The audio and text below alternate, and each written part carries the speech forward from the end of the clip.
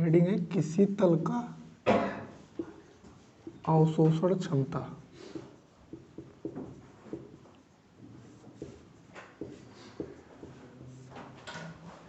लिखोगे किसी तल द्वारा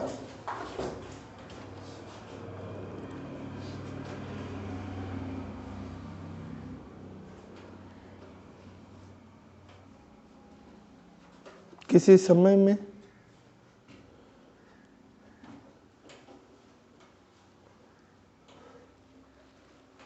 अवशोषित विकिरण ऊर्जा, अवशोषित विकिरण ऊर्जा की मात्रा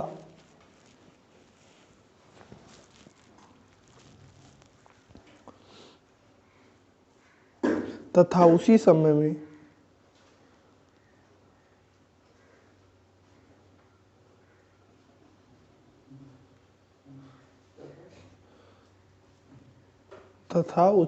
में उस पर आपतित कुल विकिरण ऊर्जा की मात्रा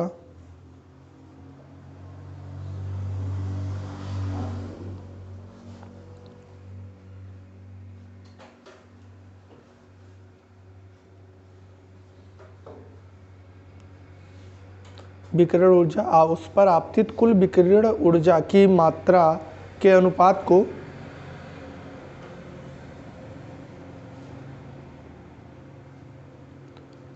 अवशोषण क्षमता कहते हैं।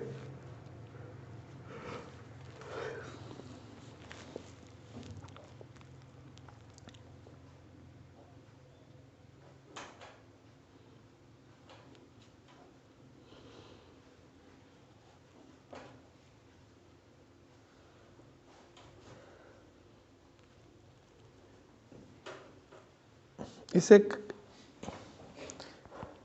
ए से प्रदर्शित करते हैं, स्मॉल ए से प्रदर्शित करते हैं। भिन्न भिन्न तरंगदैर्घ्य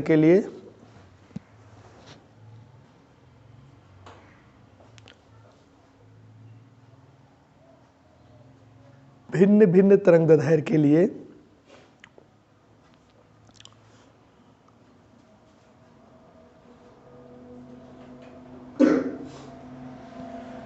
किसी तल का अवशोषण क्षमता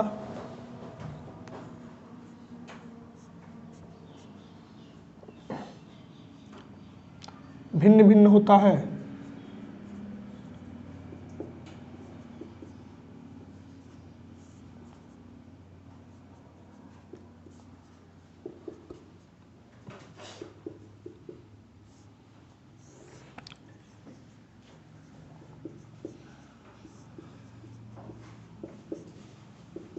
नीचे लिख सकते हो ए लेमडा बराबर किसी भी लेमडा के लिए अवशोषित ऊष्मा की मात्रा बटे आपतित ऊष्मा की कुल मात्रा।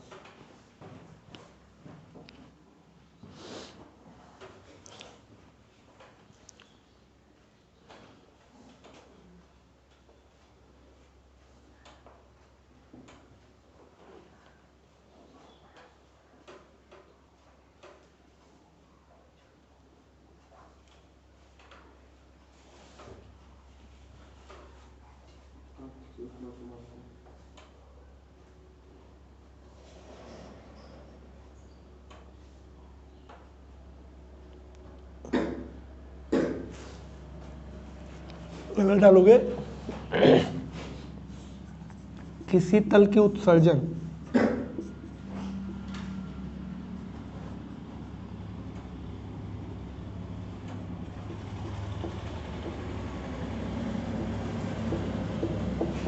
क्षमता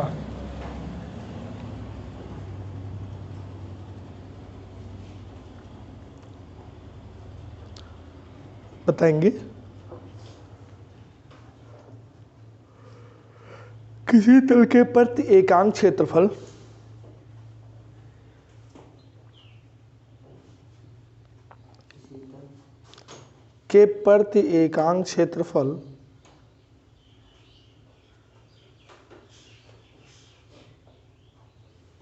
द्वारा 1 सेकंड में उत्सर्जित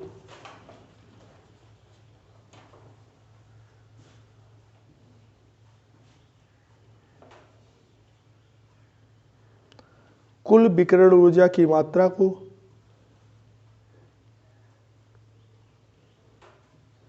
कुल विकिरण ऊर्जा की मात्रा को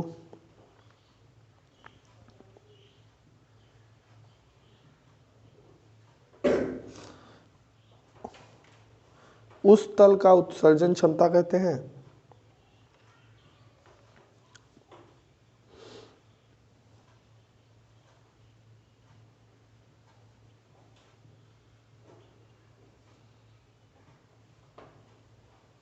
इसे स्मॉल ई से प्रदर्शित करते हैं।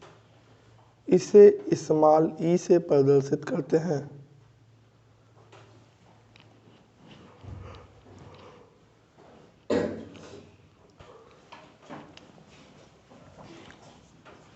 ई बराबर क्यू बाई ए टी।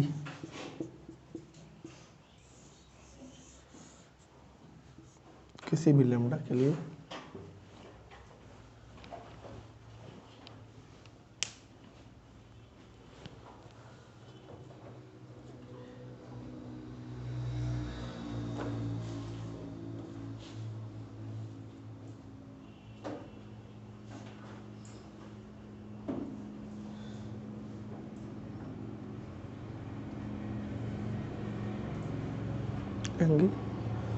अलग अलग तरंगदैर्घ्य के लिए अलग अलग तरंगदैर्घ्य के लिए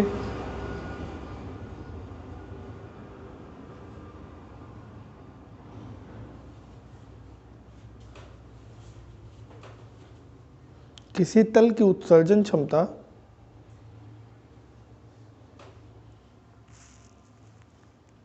अलग अलग होती है।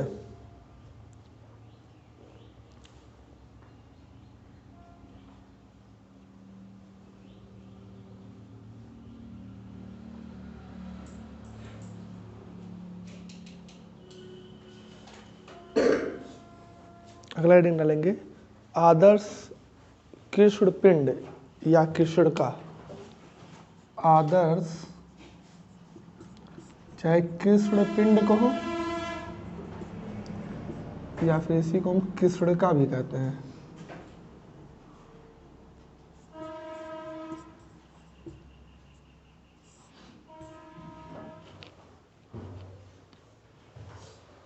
ब्लैक बॉडी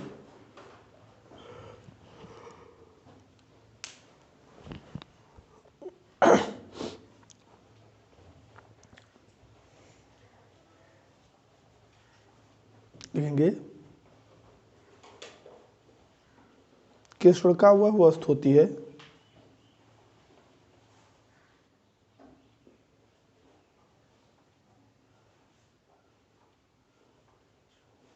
जिस पर गिरने वाले किसी भी तरंगदैर्घ्य की जिस पर गिरने वाले किसी भी तरंगदैर्घ्य की कुल विकिरण ऊर्जा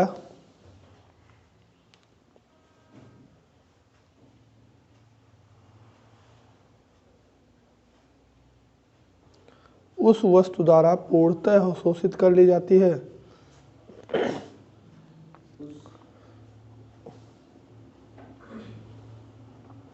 उस वस्तु द्वारा पूर्णतः अवशोषित कर ली जाती है।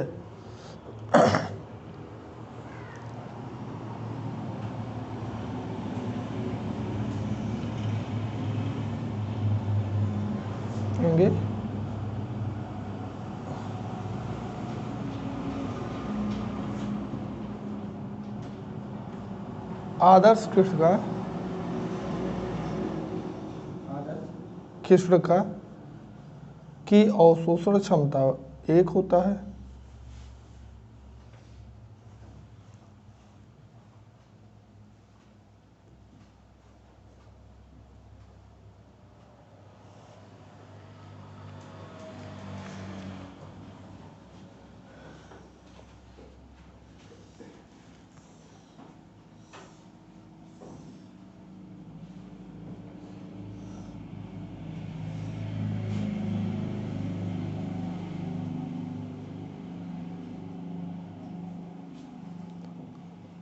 लिखेंगे नीचे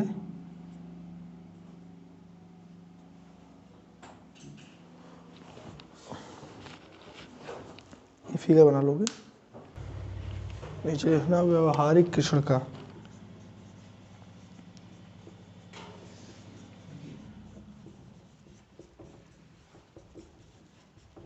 प्रैक्टिकल ब्लैक बॉडी है ये।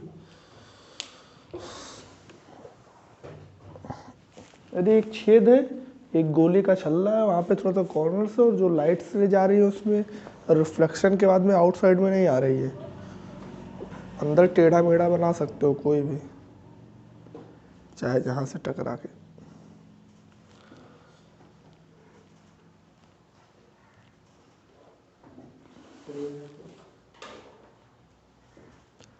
नीचे लिखेंगे कोई भी पदार्थ पूर्णतः आदर्श कृष्ण का नहीं होती। कोई भी पदार्थ पूर्णतः आदर्श कृष्ण का नहीं होती।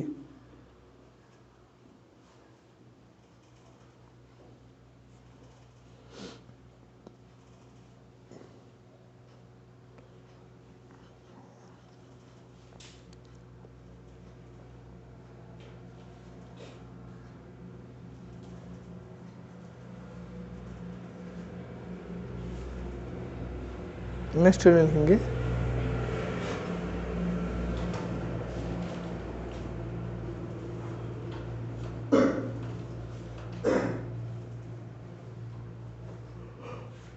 किरचॉफ का नियम। किरचॉफ का नियम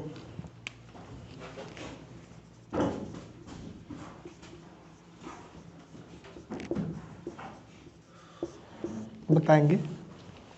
इस नियम के अनुसार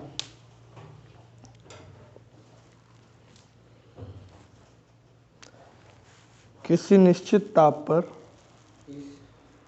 नियम के अनुसार किसी निश्चित ताप पर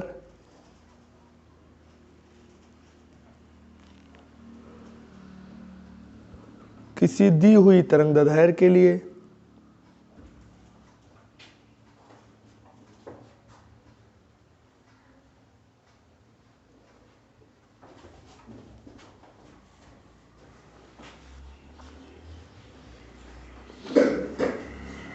किसी दी हुई तरंगदैर्घ्य के लिए सभी वस्तुओं का उत्सर्जन क्षमता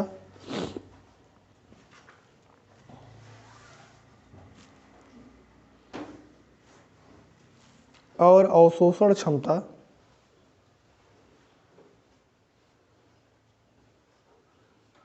का अनुपात नियत रहता है।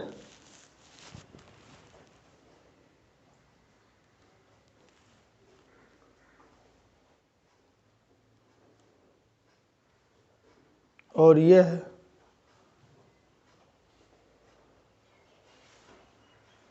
उसी तरंगदैर्घ्य के लिए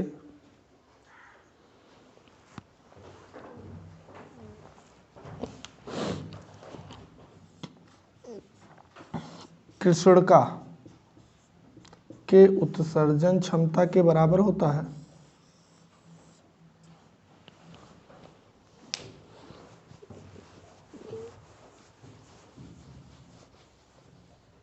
के बराबर होता है। दैट इज उत्सर्जन क्षमता बटे अवशोषण क्षमता ई लेमडा के बराबर है।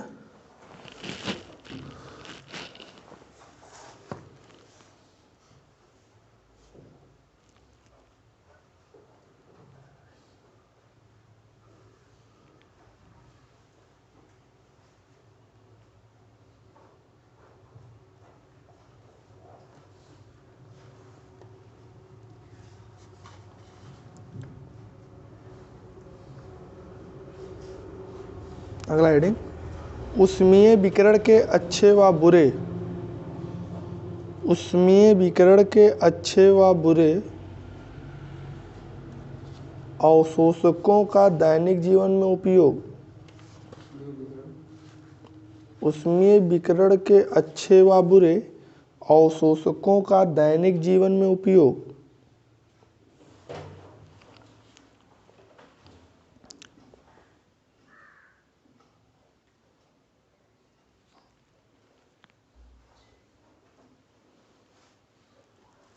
इसमें नंबर 1 लिखेंगे गर्मियों में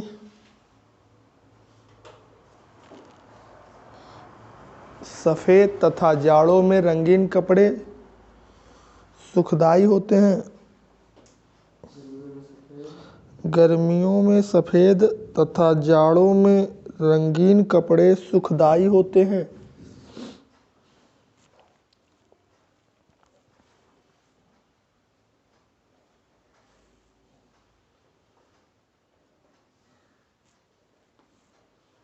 सुखदाई होते हैं।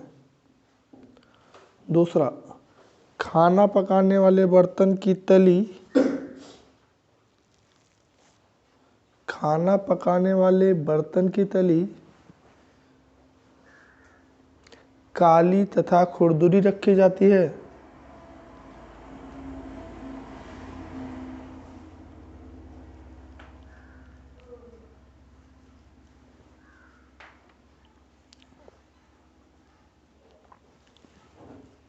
खुरदुरी रखी जाती है।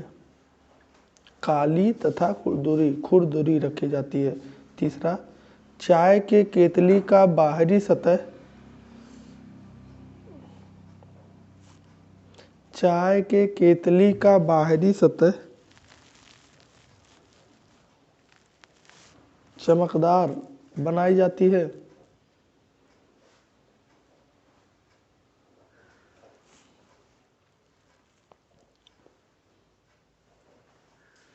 चाय की केतली का बाहरी सतह चमकदार बनाई जाती है। रेगिस्तान में दिन बहुत गर्म तथा रात बहुत ठंडे होते हैं। रेगिस्तान में दिन बहुत गर्म और रात बहुत ठंडे होते हैं।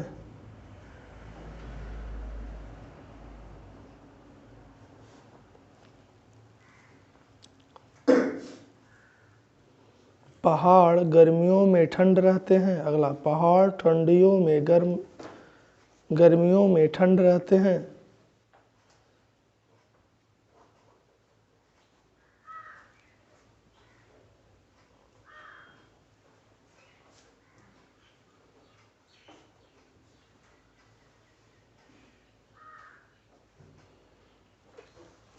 अगला, बादल वाली रात स्वच्छ रात की अपेक्षा गर्म होती है। वाली रात स्वच्छ रात की अपेक्षा गर्म होती है।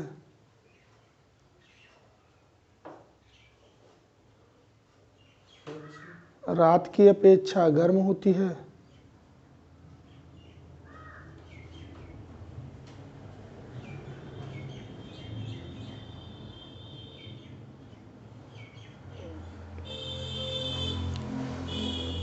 अगला हेडिंग लेंगे, ग्रीन हाउस प्रभाव।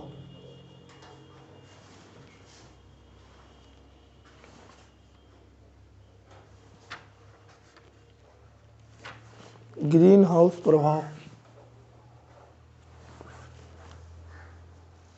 लिखेंगे।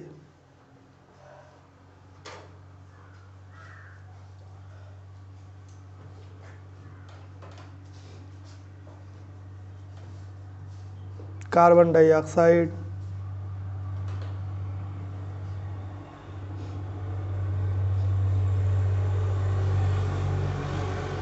कामा मीथेन, कामा मीथेन,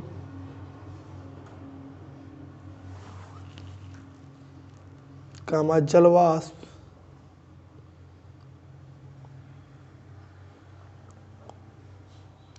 ग्रीन हाउस गैस कहलाती हैं।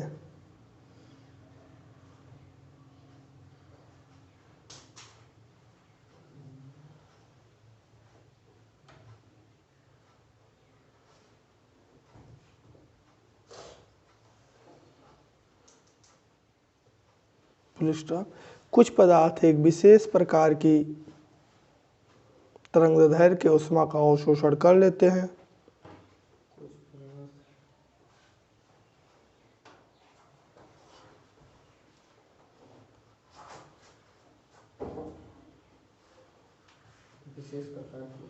विशेष प्रकार के तरंगदैर्घ्य का अवशोषण कर लेते हैं, परंतु अन्य प्रकार के तरंगदैर्घ्य का नहीं कर पाते।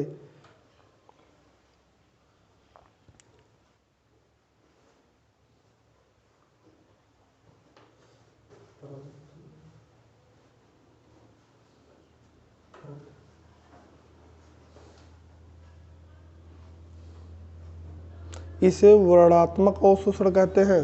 वर्णात्मक, इसे वर्णात्मक सिलेक्टिव। क्या बोले? परंतु अन्य प्रकार के तरंगदैर्घ्य का अवशोषण नहीं कर पाते।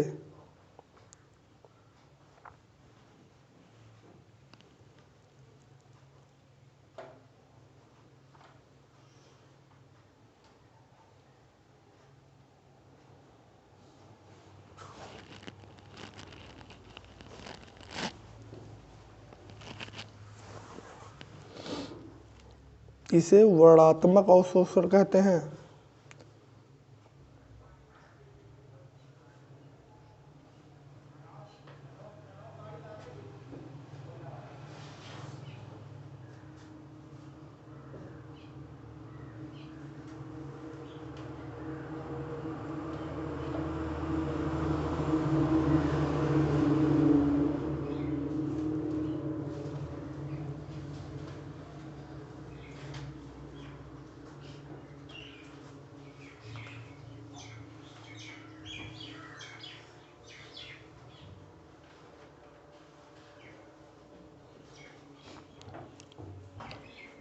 क्या लिखे थे? वर्णात्मक अवशोषण कहते हैं सूर्य से आने वाली लघु तरंगदैर्घ्य, सूर्य से आने वाली लघु तरंगदैर्घ्य, लघु तरंगदैर्घ्य के प्रकाश आसानी से कांच को पार कर लेते हैं, कांच या पॉलीथीन को पार कर लेते हैं।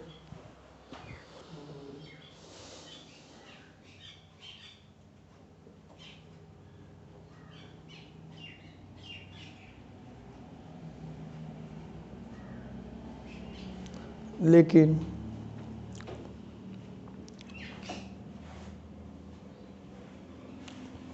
वापस नहीं निकल पाते।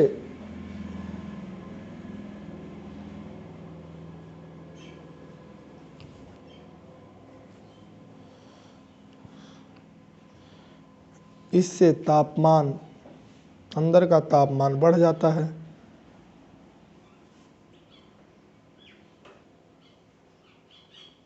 जिसे ग्रीन हाउस प्रभाव कहते हैं।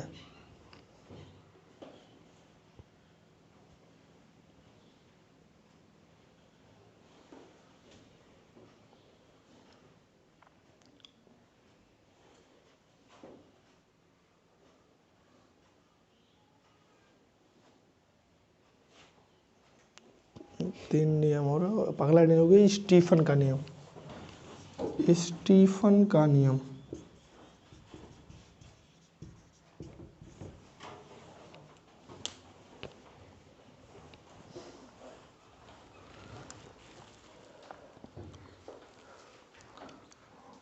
लिखेंगे। इस नियम के अनुसार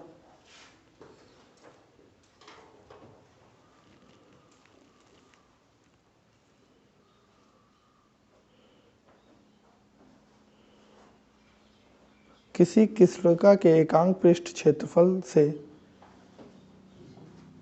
किसी कृष्णिका के एकांक पृष्ठ क्षेत्रफल से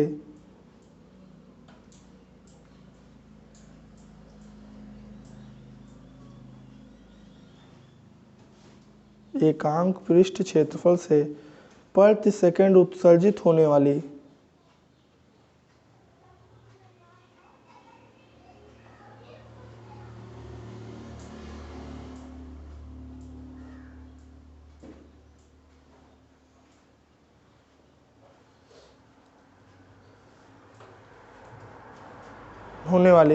विकिरण ऊर्जा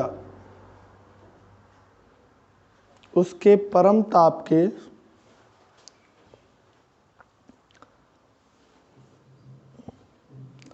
चतुर्थ घात के अनुक्रमानुपाती होता है।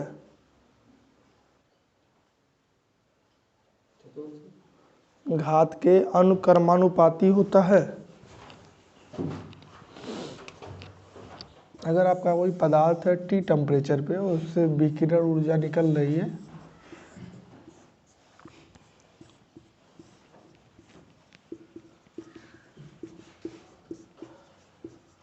तो अकॉर्डिंग टू स्टीफन,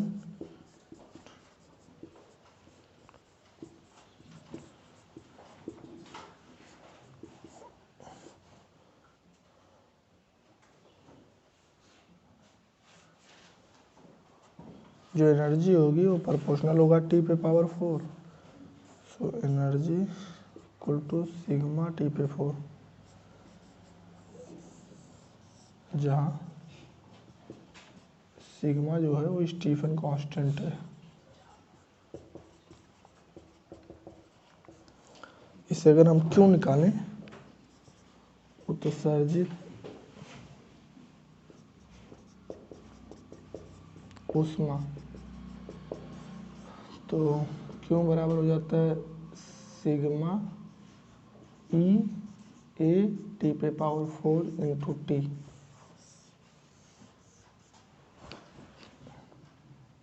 एकांक समय के लिए होता है, एकांक क्षेत्रफल का। अगला है न्यूटन का शीतलन नियम।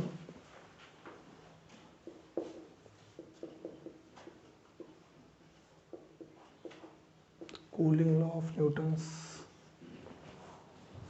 यहाँ से न्यूमेरिकल लगता है। इस नियम के अनुसार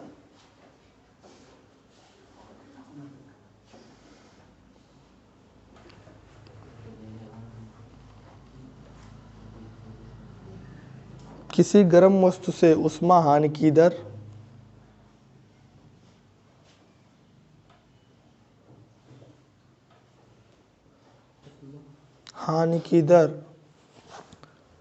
पिंड तथा उसके परिवेश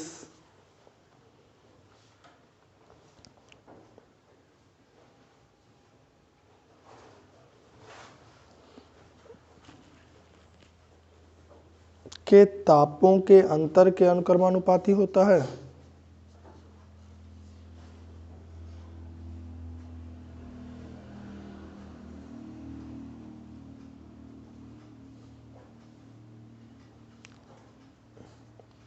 यह केवल लघु तापांतर के लिए लागू होता है।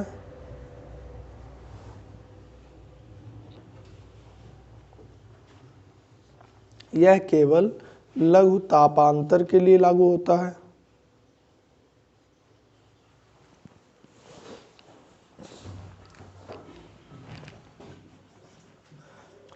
जैसे जैसे वस्तु ठंडा होता है,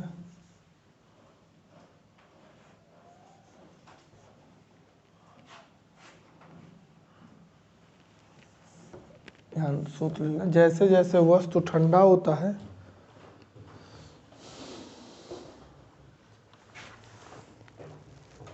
उसके ऊष्मा के हानि की दर घटती जाती है।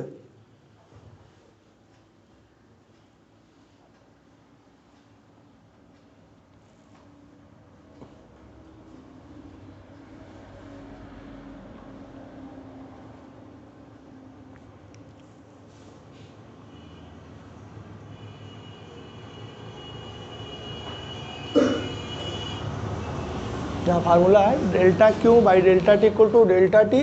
नोट पॉइंट में इसका पूरा फार्मूला लिख लोगे, T1 minus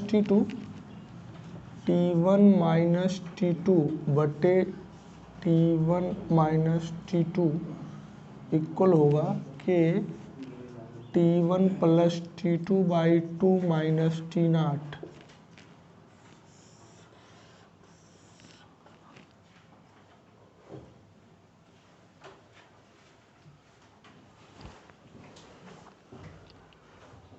T2 minus T1, नीचे टाइम ज़्यादा हुआ ना।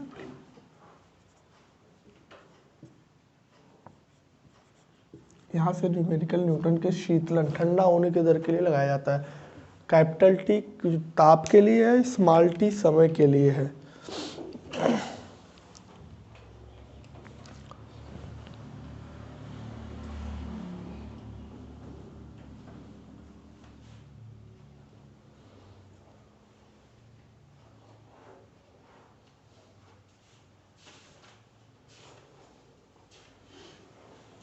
और लास्ट हेडिंग बीन का नियम।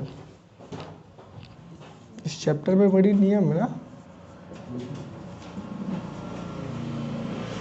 बीन का नियम,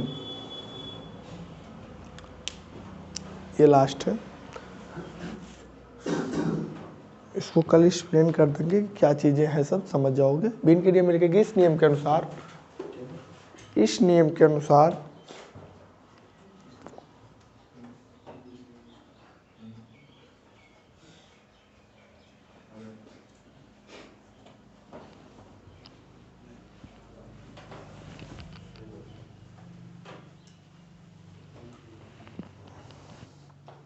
किसी भी गर्म वस्तु से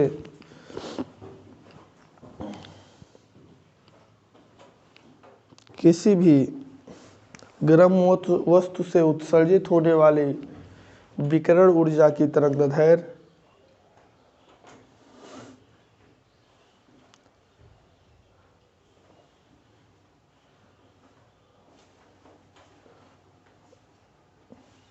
का महत्तम मान